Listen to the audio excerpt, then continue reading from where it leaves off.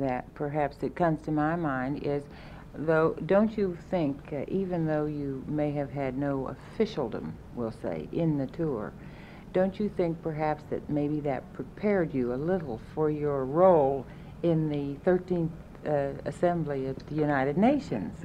Maybe it gave you a little deeper bond with the work that you are doing or did do.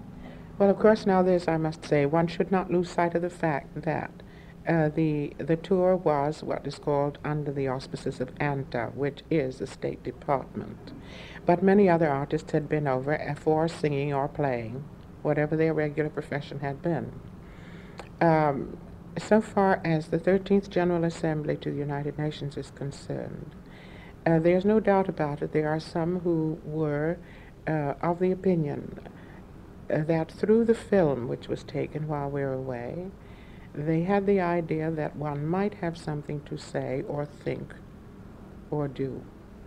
And it is our definite belief that it had a great deal to do with the fact that we were asked to be an alternate delegate to the 13th General Assembly.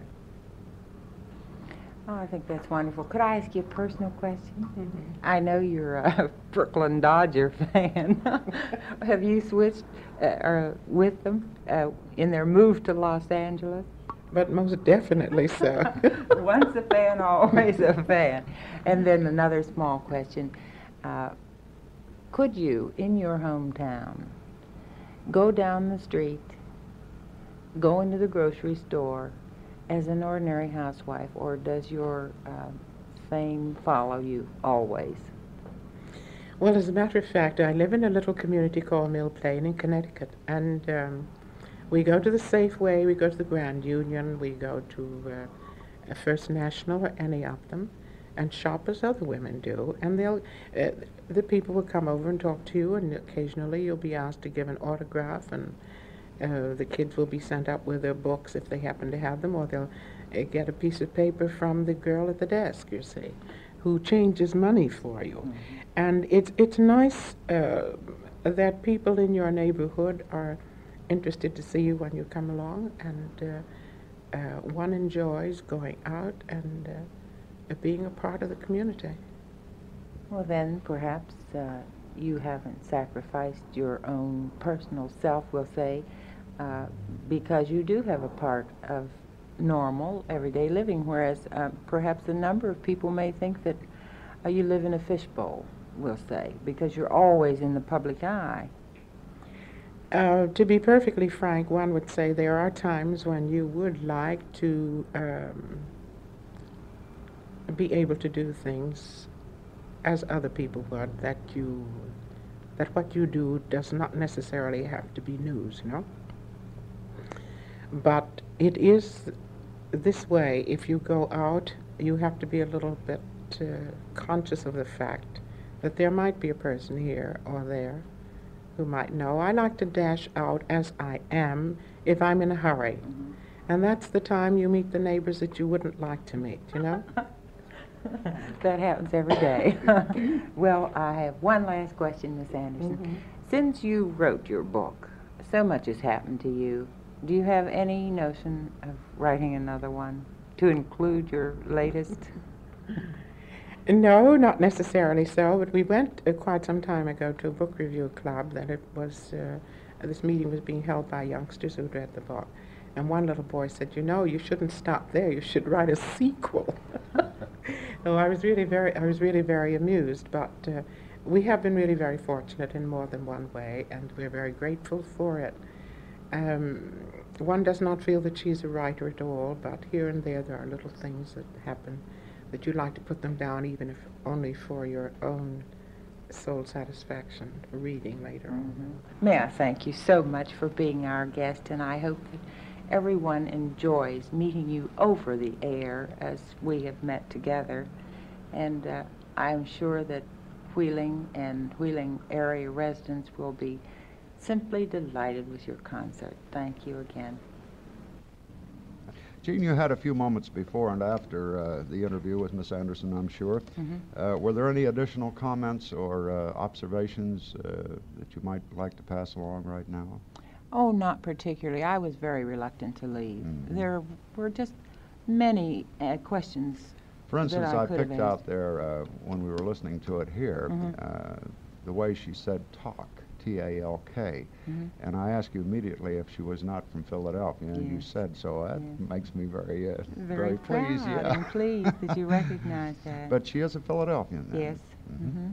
And of course, the person that you had in mind when you said about the 1930 concert was our own Jimmy Woods, who was in Yes. school at the Yes. time. Uh-huh. And I got quite a big kick out of her observation when she met the movie actress in life. Yes, wasn't that wonderful? It very often happens. Yes, of course it does. After I left, of course, we left and other people were coming in. Mm-hmm. And when I got home, I realized I had not told her when our broadcast would be. Oh. So I called her back Mm-hmm. to tell her, and she was so kind. She really appreciated my calling. In addition to which, she said something that delighted me. She said, "I was so pleased to meet you." Well, that's nice. Very, very gracious lady. Mm-hmm. Just perfectly wonderful. We'll be talking some more, too, in a moment, but we must, Yes, get a we few must. things for the festive board. So here's a message from Ward Baking Company. Oh, good morning. I'm Emily Tip, the Tip Top Bread Lady. I'm making a survey of what folks think of my new Tip Top wrapper. Would you? Oh, I've seen you on TV. Come right in. Here, let me take your thing. Well, I'll keep this Tip Top bread right with me, thank you. Now, how do you like our new wrapper? Oh, that big T reminds me of the monogram on my grandmother's silver. Yes, but this T on the wrapper, it's half red and half blue. We call it the split T. Well, imagine that. T for tip and top. Exactly. The split T is the first thing you see on the new Tip Top bread wrapper. You did notice. Well, thank you. Bye.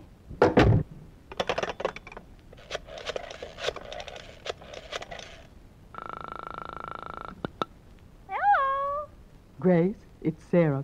I've just been talking to Emily Tip. No, dear, T like in Tip Top. You know, the bread lady on TV. And Grace, she really does wear high-button shoes.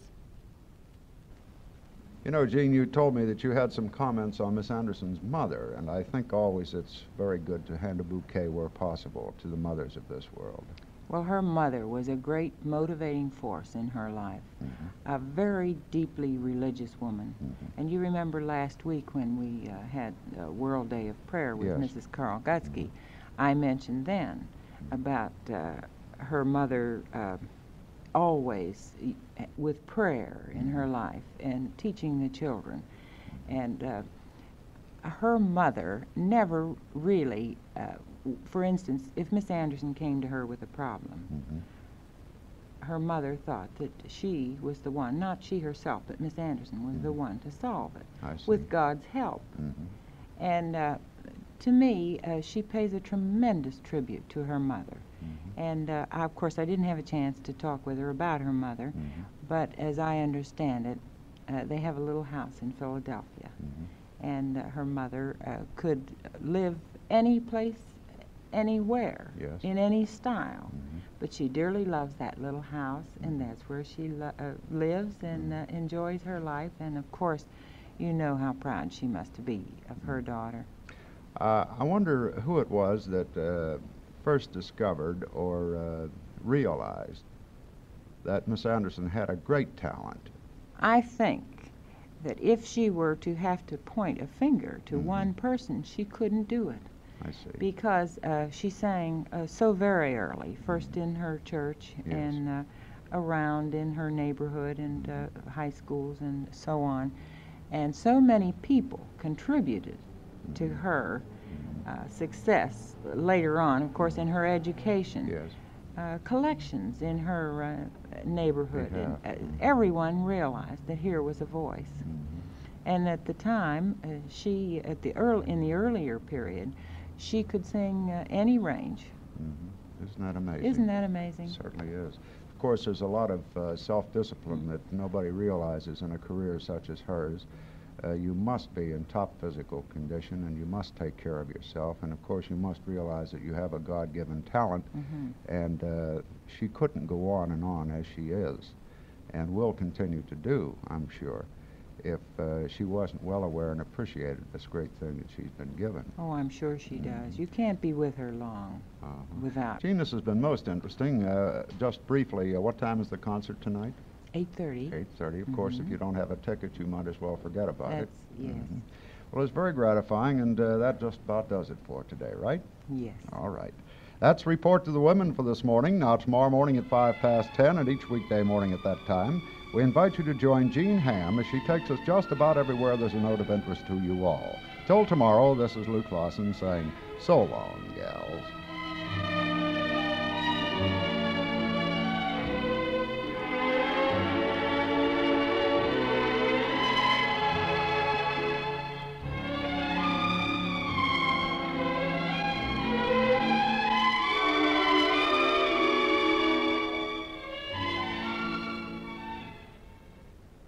This is Radio WWVA in Wheeling.